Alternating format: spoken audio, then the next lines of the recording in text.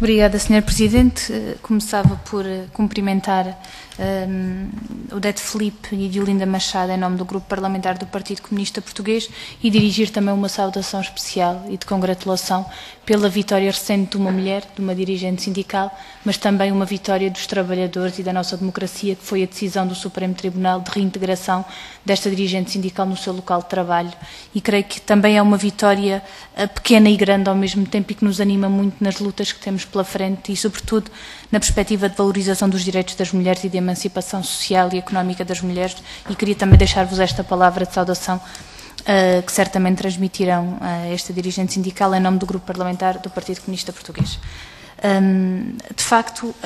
a situação que nos descreveram e as preocupações que trouxeram hoje aqui a esta subcomissão, creio que são graves e são preocupantes. O PCP tem também na sua diferente iniciativa legislativa apresentando algumas propostas no sentido de dar resposta a estas aspirações e estes problemas das mulheres, e entendemos sobretudo que é fundamental as mulheres terem condições económicas e sociais que são fundamentais e estruturantes na sua emancipação. E, portanto, não podemos deixar de olhar com alguma apreensão não apenas as informações que nos trouxeram e todas as conclusões e análise plasmada nos textos da vossa quinta conferência, mas no relatório sobre o processo da igualdade entre homens e mulheres no trabalho, no emprego e na formação profissional no ano de 2009, neste relatório da CIT. De facto, os números eram já gritantes no que diz respeito às conclusões, a quando da audiência do Grupo Parlamentar do PCP pudemos partilhar, mas de facto este relatório indica que o discurso, de facto, entre a prática e a retórica tem, de facto, contribuído para o agravamento dos problemas das mulheres. Creio que não queria repetir algumas das informações que nos trouxeram e que de facto são importantes, mas chamava apenas a atenção para alguns aspectos, nomeadamente a página 30 do relatório, que diz respeito ao desemprego de longa duração e que diz inclusive que em 2009 as mulheres representam exclusivamente o aumento da taxa total de desemprego de longa duração, e creio que isto é um número e é uma informação, são 49,7% das mulheres que estão desempregadas que estão nesta situação e, portanto, é de facto uma situação muito preocupante. Para além disto, os salários, quer na função pública, quer no setor privado, continua a existir uma situação de discriminação e também o mesmo relatório faz referência na página 36, em que, tendo em conta não apenas o salário base, mas todo o conjunto de remunerações, de subsídios de assiduidade, pontualidade e todos os outros aspectos, as mulheres recebem 78,3% do salário dos homens e, portanto, é um número que também nos indica que as políticas de igualdade e o respeito pela Constituição de facto tem ainda um caminho a percorrer e que certamente contaremos também com o envolvimento de todas as mulheres trabalhadoras nesse sentido. Dizer que relativamente à questão que nos trouxeram sobre a articulação entre a vida profissional e familiar, dizer-vos também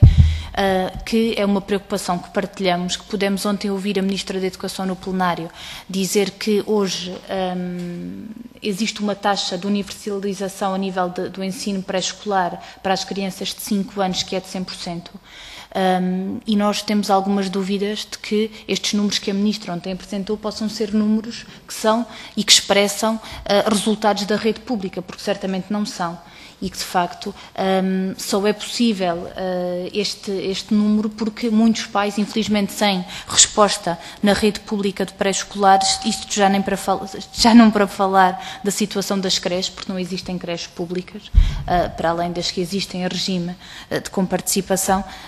mas fazem parte do setor social e, portanto, não são uma responsabilidade direta do Estado, mas também na rede pré-escolar é um encargo financeiro muito grande para as famílias o recurso a este serviço. E, portanto, certamente que a senhora deputada Manuela Augusto terá outras informações importantes para nos dar, certamente terei todo o gosto em ouvir,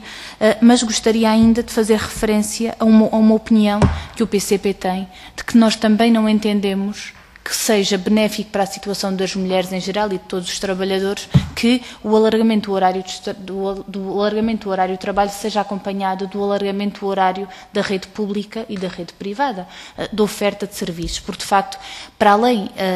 de existir uma reivindicação histórica, e como bem lembraram no centenário do Dia Internacional da Mulher, que são 8 horas para trabalhar, 8 horas para descansar, 8 horas para lazer, não entendemos que seja uma resposta séria e uma resposta até de futuro que,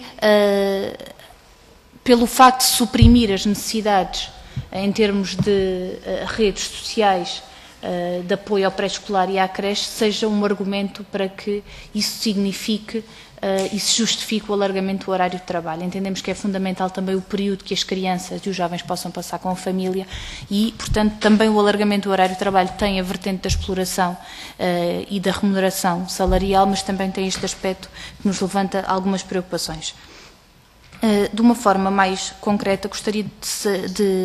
de colocar algumas questões no que diz respeito ao alargamento do horário de trabalho,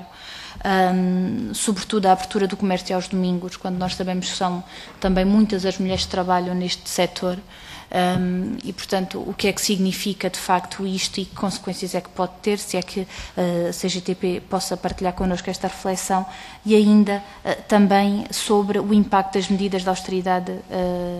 que foram anunciadas no dia 29 e como é que, de alguma forma,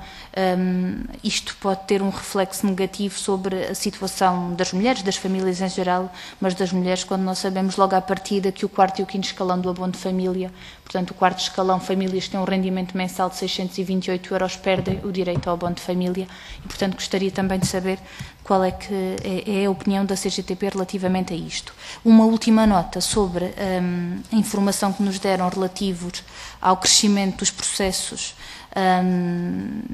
em atenção também no âmbito da CIT, no que diz respeito à discriminação das mulheres em função da maternidade. E é de facto lamentável que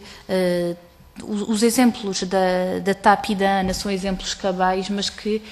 entendo o PCP que são um pequeno reflexo de uma realidade muito maior noutros setores e depois de um parecer da CIT que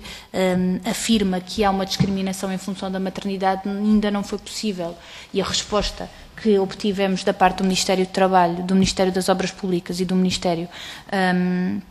da Presidência é que o Governo ainda não tem condições de avaliar se houve ou não discriminação em função da maternidade. E, portanto, a CGTP conhece, obviamente, o processo, não vou estar aqui a entrar em detalhes sobre o que se trata no que diz respeito ao direito da amamentação e que estas mulheres exerceram e, portanto, foram discriminadas, mas gostaria também de saber a opinião relativamente a isto. Se noutro momento, no momento anterior em relação à TAP, houve uma resposta do Ministério do Trabalho que reconhecia a discriminação das obras públicas, que não reconhecia a discriminação, neste momento houve, da parte também da resposta que o grupo parlamentar do PCP teve uma resposta mais coordenada a nível de todos os ministérios, em que até agora